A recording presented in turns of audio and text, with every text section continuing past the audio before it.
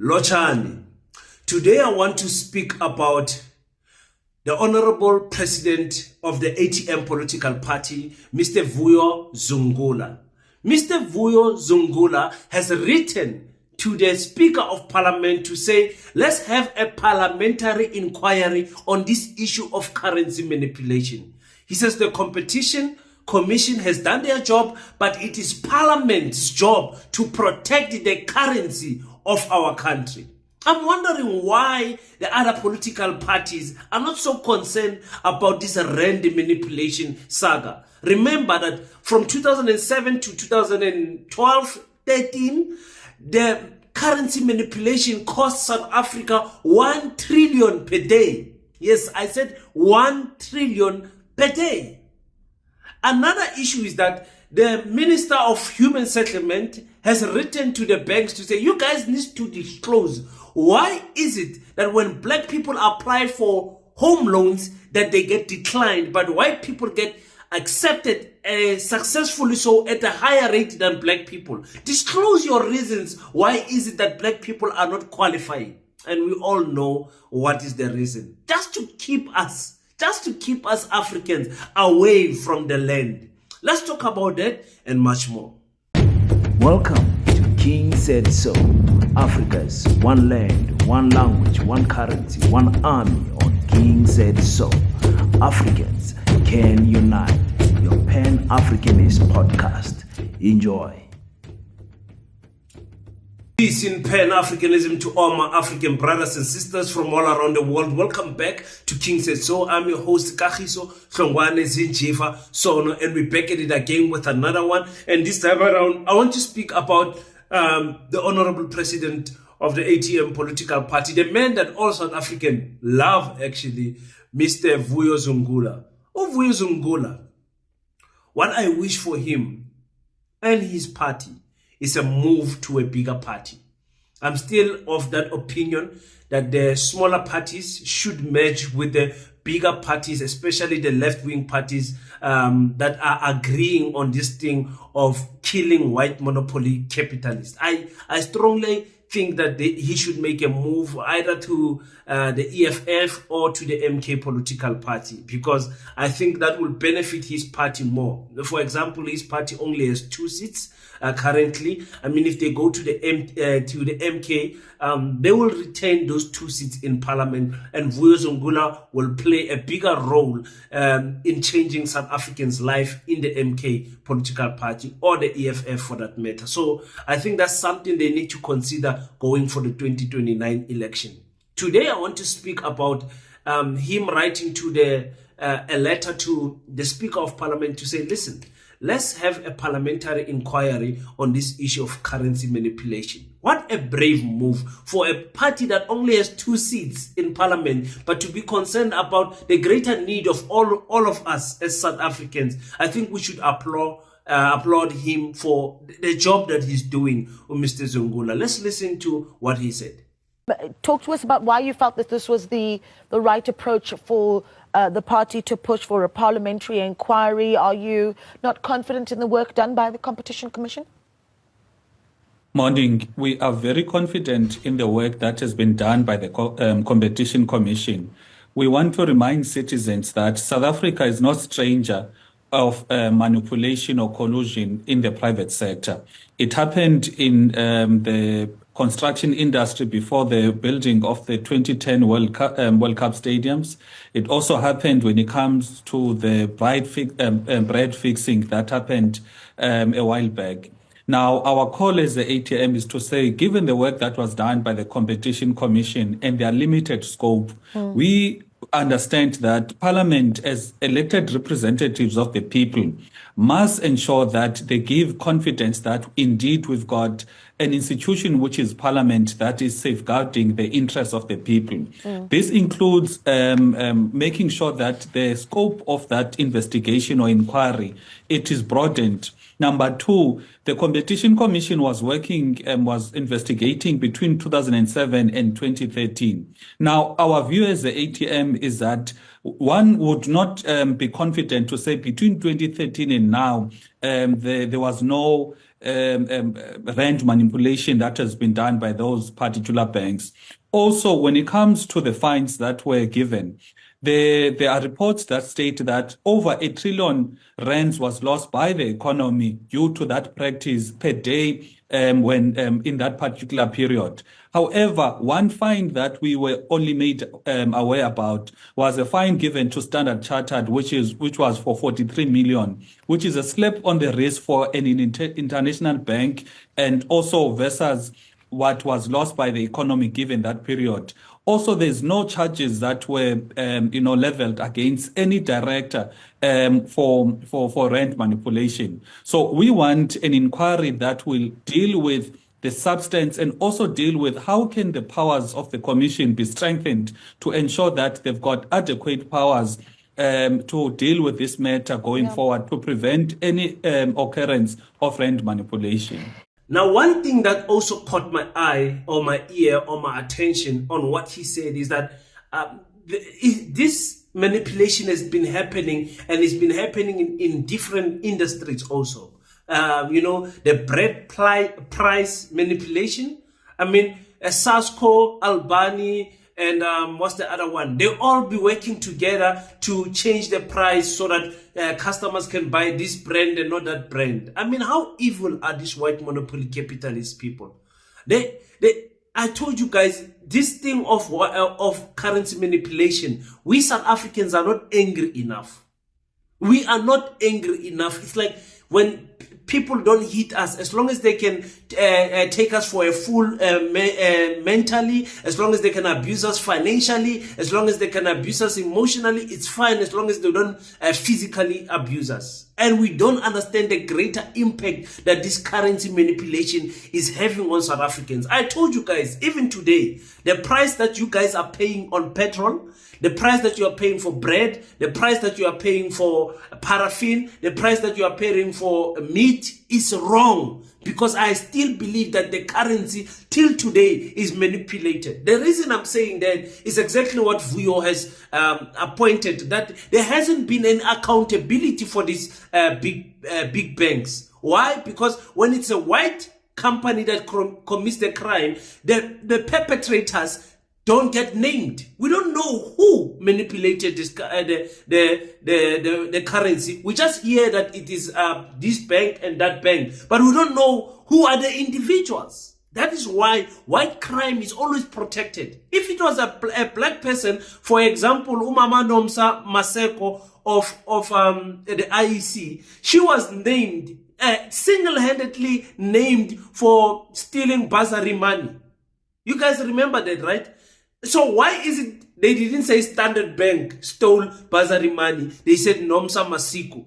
But when it is currency manipulation, then Standard Bank is all of a sudden quiet. Then it is the brand that stole the money. This is the type of jokes that we South Africans allow these white monopoly capitalists to play on us. And we do nothing. This is a bread and butter issue. Everything that we pay depends on the currency or the strength of our currency. When you are trading, whether you are exporting or importing stuff, the money, the power of your currency determines how much you're going to pay.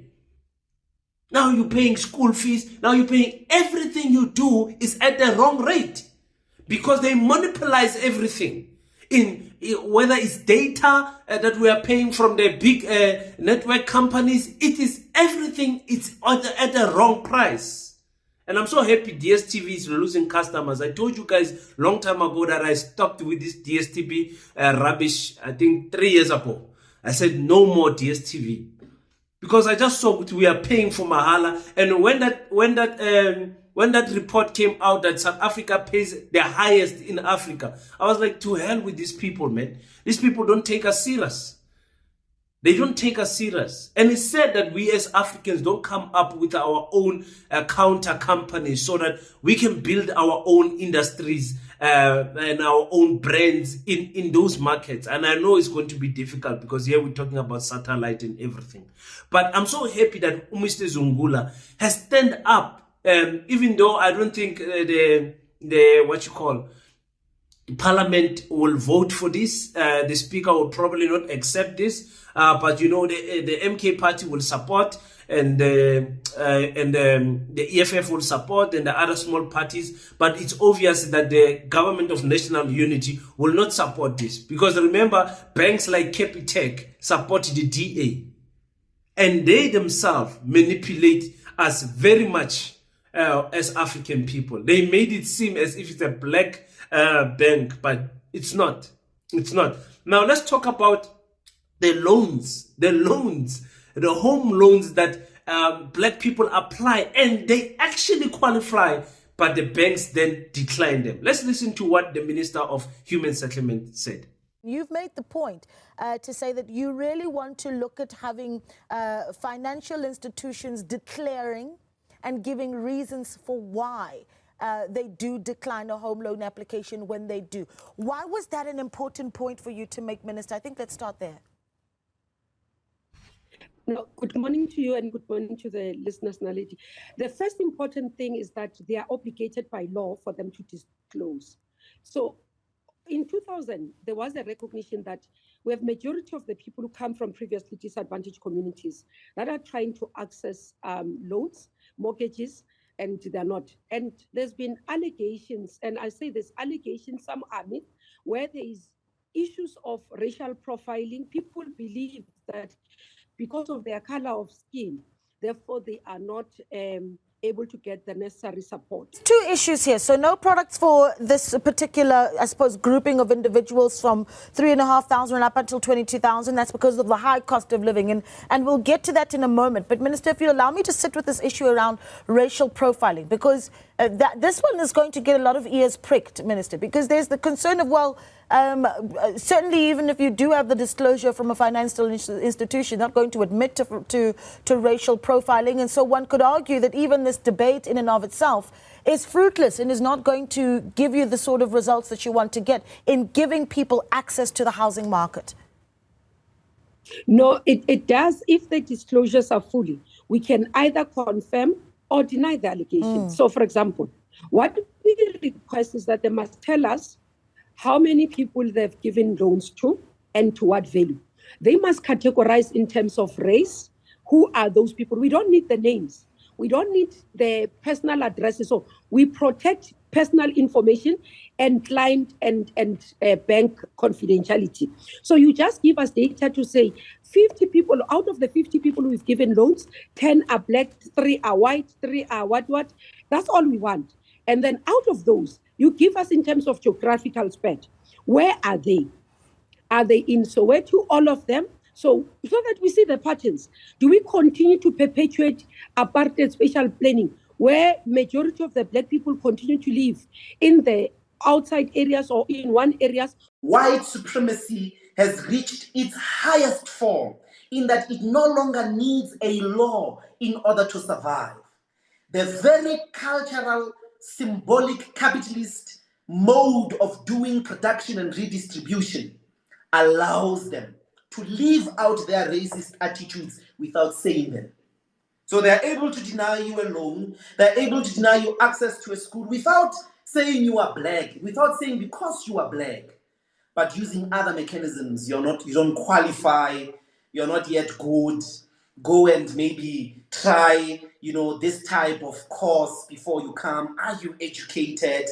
I mean, the painfulness of education in South Africa is that we are led by a lot of illiterate whites, a lot of dropouts. And when a white person has dropped out from school, it's natural. They become rich. Yeah, we clap hands, mawe. We celebrate. But how many black people who drop out of school don't even get anywhere close to a bank to get a loan, anywhere close, or be even entertained by investors? They will need another white person if they've got a real, genuine, product that white people want to exploit. They will need a white supervision in order to be included in the social capitalist forms of living. My issue is that we have a government that backs behind the fence, if you know what I'm saying.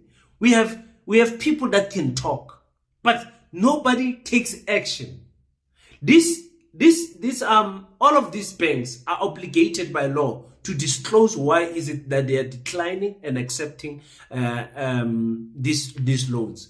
Even personal loans, in fact, all of the loans, they need to disclose to the auditors. They need to say, this is why we said no to King, because he earns 8,000 rand and he wants to pay an installment of 4,000 rand, which would be 50% of his income. We are not allowed to do that. You know, they are obligated to say that. But nobody is forcing them and actually putting them on blast, because we have no black banks. Itala, VBS, we don't have any black banks that can compete with these people. So we find ourselves having to beg, if we close Capitec and close FNB, where are we going to go? Are we going to go to ABSA? Are we going to go to Nedbank? Are we going to go all white banks? All of them. Why? Because the state is afraid to start its own state bank.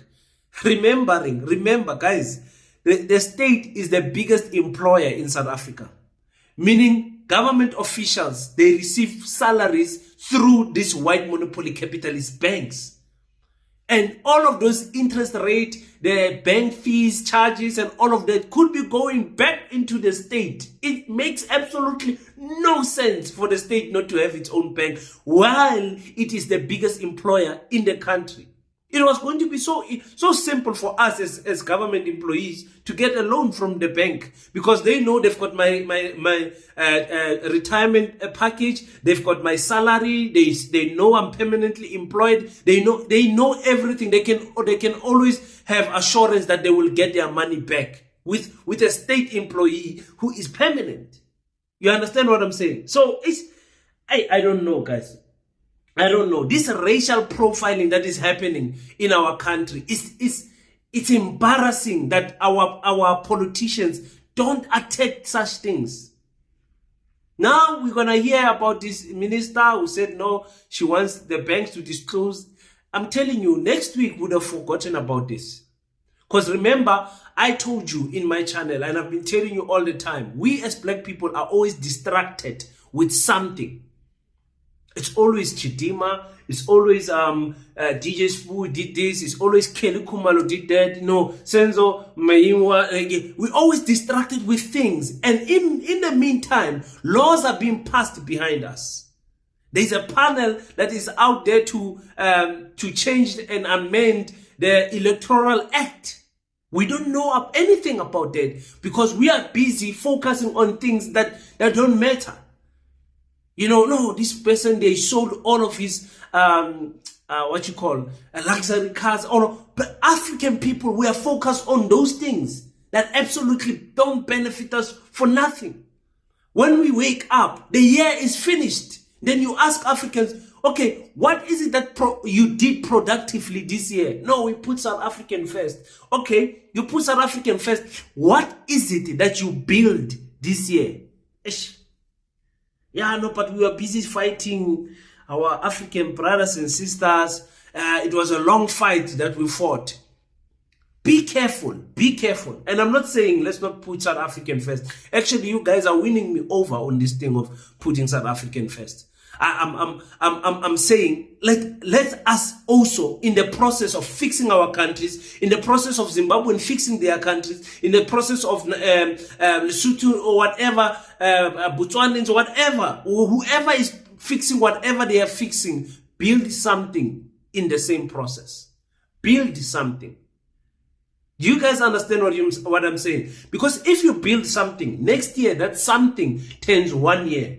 Right now, we've got a company that is 2 months old, barely 2 months old. What's the date today? Yeah, we're going to be 2 months next month. So barely 2 months old. The Pan-African School of Economics, Technology and Agriculture is barely 2 months old. Already has a website, already has funding members, already has a community WhatsApp group where people are putting their inputs. We already have a advisory panel. We already have strategic partners. We already have a branch in Namibia. We're already building something. I'm saying let's build something. Let's start first with the educational sector. Let's start first with the educational sector. Let our children go to better schools. Let's not watch other people build things while we are fighting on Twitter, on TikTok, on YouTube. It's good to fight for your country. Bravo, well done. Fight for your country, no problem. But build institutions, African people. Build institutions, African people. And we are asking 10,000 people to donate each 50 rand a month. 50 rand, guys. 10,000 people.